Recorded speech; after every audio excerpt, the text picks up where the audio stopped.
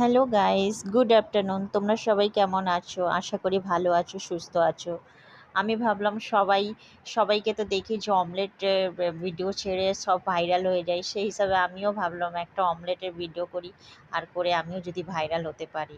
তবে আশা করি তোমরা যদি আমাকে সাপোর্ট করো তাহলে আমি নিশ্চয়ই আগে এগিয়ে যেতে পারবো। তো এইরকমভাবে আমি তোমাদের সঙ্গে কথা বলতে বলতে আমার অমলেট এক সাইড প্রায় হয়ে এসছে। এখনো অমলেটটা প্রায় হয়ে এসছে। এবার আমি এটাকে উল্টে দেবো। দেখি আজ অমলেটের ভিডিও ছেড়ে আমি ভাইরাল হতে পারছি কি না।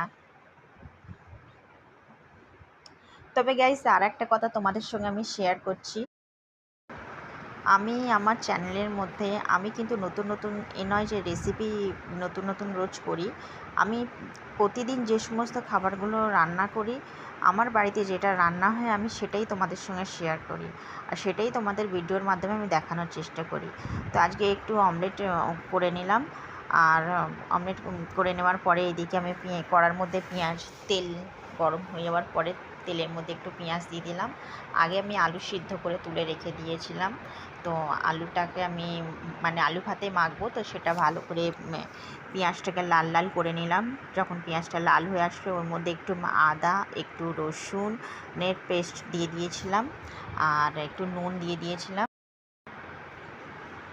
একটু নুন দিয়ে ফের ওটাকে ভাজবো। আর আগে থেকে শুকনো লঙ্কাকে আমি ভেজে তুলে রেখে দিয়েছিলাম, সেটাও কড়ার মধ্যে দিয়ে নাড়াচাড়া করতে থাকলাম।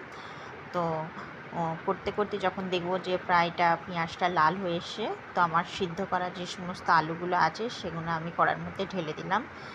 ঢেলে দিয়ে এবার এই আলুটাকেও আমি ওর সঙ্গে ভাজতে থাকবো, যাতে কাঁচা যে আলুর যে গন্ধটা না থাকে সিদ্ধ আলুর।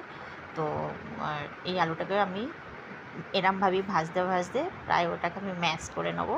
তো যখন এবার একটু নুন দিয়ে দেবো স্বাদ মতো। নুন দিয়ে দেওয়ার পরে এটাকে আমি খুন্তির মাধ্যমেই ম্যাশ করতে আছি। ম্যাশ করতে করতে প্রায় আমার আলু ভাতে হয়ে আলু আলু ভাতেটাকে আমি এবার তুলে রাখলাম। তো আমি তো এরমভাবেই আলু ভাতে করি। তো তোমরা বন্ধুরা কিভাবে আলু ভাতে মাখো সেটা আমাকে একটু জানাবে কমেন্টে। এরপরে আলু সিদ্ধ রান্না হয়ে যাওয়ার পরে অমলেট, আজকে রান্নাতে আমার অমলেট হয়েছিল। আলুকে ওইরকমভাবেই আলু ভাতে মেখেছিলাম, আর একটু ডাল করেছিলাম আর ভাত করেছিলাম। তো ডালের মধ্যে ডাল করতে গিয়ে প্রথমে আমি কড়ার মধ্যে তেল দিয়ে দিলাম, তারপরে জিরে ফোড়ন, একটু কাঁচা লঙ্কা